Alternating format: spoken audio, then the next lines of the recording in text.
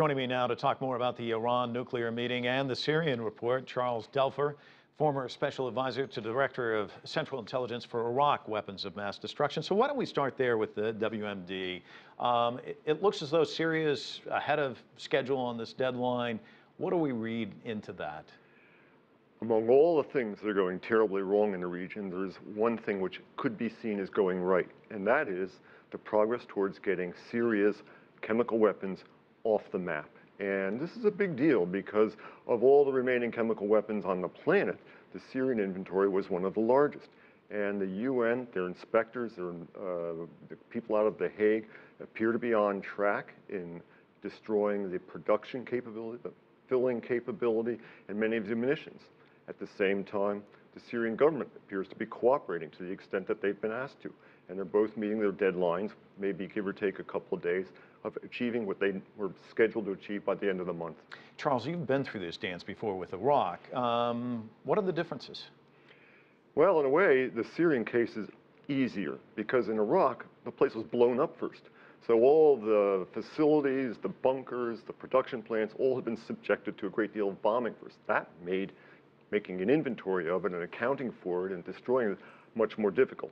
Of course, in the Syrian case, there's an ongoing insurgency going on, and that complicates it. There's two facilities which haven't been looked at yet by the weapons inspectors because of the ongoing conflict. Now, unfortunately, what they say is these are not important, so the bulk of the inventory has been taken care of. So in some ways, it's easier. In some ways, it's harder. I want to talk a little bit about Iran, but I'd like to talk also about Lebanon. We were talking about the spillover effect.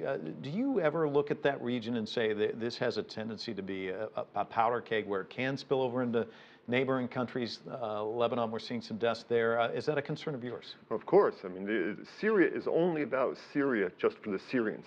For all the other parties, it's connected to other things. So there was a red line in Syria. Well, is that red line connected to the red line established for Iran? Are Iranian agents in Syria, are they working through Hezbollah? All these things are extremely complicated. So when I say there's one bright spot, it's getting the chemical weapons off of the map. That's important though, because there's all these other agencies out there. I mean, there's non-state actors who could cause a big problem if they got their hands on these types of materials. Nevertheless, there's lots of other ways to kill people, and they're very good at it in that region. Yeah, and there's been a lot of that still, nevertheless, as you said. Let's talk a little bit about Iran. Do you think things are moving productively there? Well, the change in government in Iran certainly has offered up the possibility of a positive change. Now, certainly, undisputably, there's a change in tone.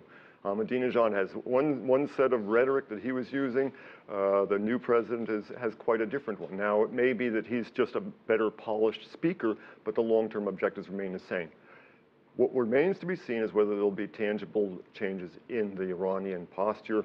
We're getting very close to times when the amount of refined uranium, the material that goes into bombs, is getting close to parts where the Israelis and others are going to be extremely concerned. The Saudis, you all have noted, have been very vocal recently about the tension not being focused as tough on Iran as it had been in the past.